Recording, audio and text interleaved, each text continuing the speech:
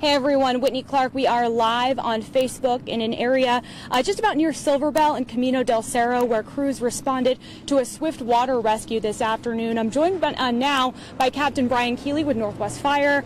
How's it going? Tell us what happened over here at this incident earlier. Things are getting better than they were a couple hours ago. So this is one of those areas on Silverbell and going west where the Tucson Mountains, when they get a heavy downpour, all that water's got to go somewhere, comes down the different channels, different areas, and it all crosses a roadway somewhere on its way to Santa Cruz. So today we had two calls go out simultaneously, one just down the road here on Silverbell and another one down Grant, kind of west of Silverbell, where two different vehicles both got stuck in fast-moving, rapidly rising water. So in the first incident over here, we had two occupants, both adults, who were stuck in the vehicle. We were able to walk out to them in this case and assist them back to a dry area. Same thing with the second incident where we had Tucson Fire because of some access issues. They were thankful they were able to come in and give us a hand. Same thing, we were able to walk out with the team, grab that person, put a life vest on them, and help them back out to safety. And do you know if there were any barriers in the roadway when this had before this had happened?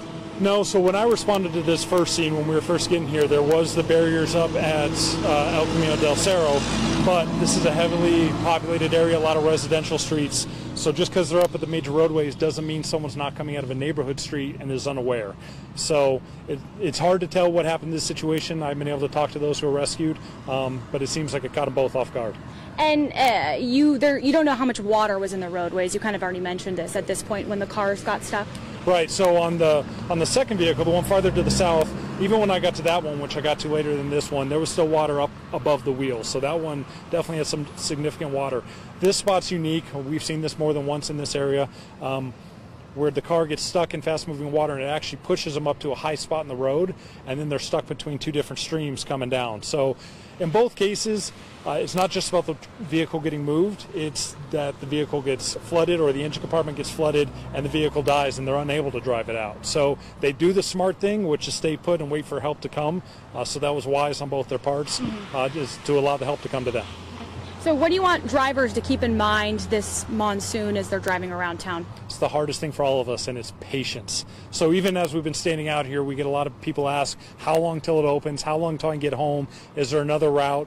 The reality is these are those nights where maybe it's good on your way home to stop out to eat for dinner, to take that extra time. Because we've had a week worth of rain, the ground is saturated, the water builds up very quickly, and it's very easy to get stuck and trapped. So both these vehicles still haven't been brought out. The tow trucks haven't brought them out yet. So these people, it's unfortunate. They've lost their vehicle. They're fortunate they didn't lose their lives, and their whole night is definitely different than waiting it out. So when you reach these, take your time.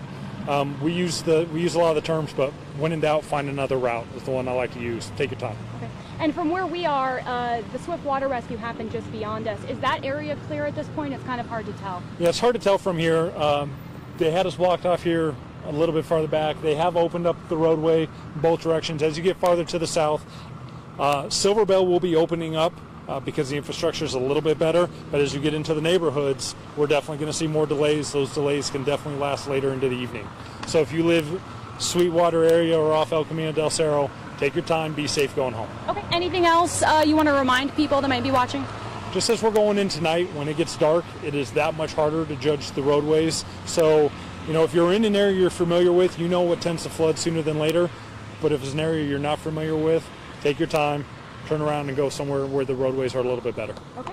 Okay, great. Thank you so much for joining us. And this area of Silverbell has reopened. It was closed here for a little bit. Now, on our website, KGUN9.com, we do have listings of all the road closures in Pima County.